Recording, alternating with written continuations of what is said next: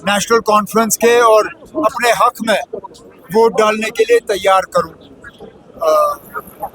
20 मई को यहाँ वोट पड़ने हैं। अभी से 20 मई तक जितने वोटरों से मैं मिल पाऊंगा उतनी मेरी कोशिश रहेगी। आज उनका रिएक्शन आया, उन्होंने कहा कि मैं वाहिद वो MP हूँ जिन्होंने एब्रोगेशन के दिन कपड़े फाड़े। मैंने उनके कपड़े ये सुनिए ना, फारूक साहब कहाँ थे? शुक्र करें कि वो खुलेआम घूम रहे थे। फारूक अब्दुल्ला साहब जेल में बंद थे जनाब, जिस तरह मैं बंद था, हम सब बंद थे। वो तो खुलेआम घूम रहा था। वो पहले इस बात का जवाब दे कि हुकूमत उस पर क्यों इतनी मेहरबान रही, वो क्यों खुलेआम घूम रहा था, और उसके कपड़े फाड़ने से हमें क्या फायदा हुआ? कम से कम हाउस में कोई बात करता, कम से कम रिकॉर्ड पे कोई बात लाता, कम से कम राज्यसभा में जब वोट हुई तो उस वोट के खिलाफ अपना वोट दर्ज करता, रिकॉर्ड पे तो बात आ जाती। उनके कपड़े फाड़ने से तो रिकॉर्ड पे कोई बात नहीं आई। यहाँ किसको याद है कि उन्होंने कपड़े फाड़े? उनके कपड़े फाड़ने से तो हमें कुछ नहीं मिला। आज उन्होंने नेशनल कॉन्फ्रेंस को टारगेट बनाते हुए बहुत किसने? ठीक है ना, आप करें सर।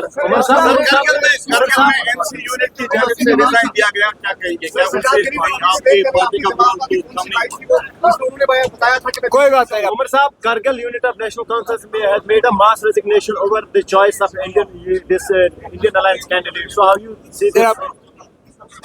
नेशनल कॉन्फ्रेंस ने इंडिया ब्लॉक के साथ एक कमिटमेंट की कि जहां पे भी कांग्रेस का उम्मीदवार होगा, हम कांग्रेस के उम्मीदवार की पुरजोर मदद करेंगे इलेक्शन जीतने में। इस सिलसिले में फारूक साहब जम्मू गए, मैं खुद चिनाब वादी गया, और जहां तक लद्दाख की सीट का सवाल है, वहां पे भी हमने अपने साथियों से कहा कि उनको कांग्रेस के उम्मीदवार नमग्याल जी का वहाँ पे वोट के ज़रिए जो है उसको जितवाना होगा। बदकिस्मती से दोनों करगिल के कांग्रेस के यूनिट में और करगिल के नेशनल कॉन्फ्रेंस के यूनिट में इस फैसले को लेके मंजूरी नहीं थी। हमने बहुत ज़ोर दिया और हमारे साथी जो हैं उस बात से नाराज़ हुए और एन मैस उन्होंने पार्टी छोड़ी। मेरे लिए ये ज़ाती तौर एक अफसोस की बात है, क्योंकि मैंने बहुत मेहनत और बहुत कोशिश के बाद नेशनल कॉन्फ्रेंस को वहाँ दोबारा खड़ा किया। 2020 के बाद शायद 3-4 दौरे मैंने हुए नेशनल कॉन्फ्रेंस की यूनिट को दोबारा करगिल में खड़ा करने की कोशिश में। लेकिन चलिए, कांग्रेस की हमने मदद करने की कमिटमेंट की।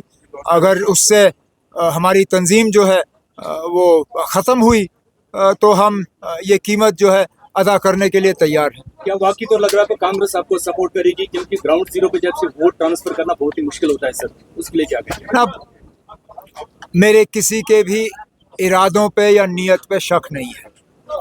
मैं जानता हूँ इलेक्शन में वोट ट्रांसफ़र करना आसान नहीं होता, लेकिन मेरे लिए हर एक वोट कीमती है। कांग्रेस के तरफ से अगर एक भी वोट मेरे हक में ट्रांसफ़र होता है तो मैं उसके लिए कांग्रेस का शुक्रगुजार रहूँगा। उमर साहब, आपके सियासी कैसे देखते हैं? क्या इंजीनियर रशीद भी अब मैदान में आ चुके हैं, उनका चलिए ना, अच्छा है। मुझे अफसोस इस बात का है कि इंजीनियर रशीद साहब को तिहाड़ जेल से इलेक्शन लड़ना पड़ रहा है, और कौन जिम्मेदार है उनको तिहाड़ जेल पहुंचाने के लिए वो भी यहाँ के लोग अच्छी तरह से जानते हैं।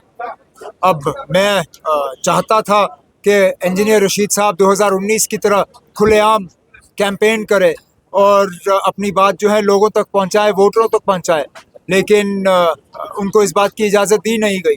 मेरी हमेशा ये कोशिश रहेगी कि इंजीनियर रशीद साहब जो है वो छूटें, क्योंकि अभी तक उनके खिलाफ कोई चार्जेस फ्रेम नहीं हुए हैं। उनके खिलाफ कोई जो है जुर्म साबित करने की तो दूर की बात, अदालत में तो अभी मुकदमा भी अभी शुरू नहीं हुआ है। तो उनको इस तरह बंद रखना जो है उनके साथ नाहियत ही नाइंसाफ़ी है। चले, शुक्रिया।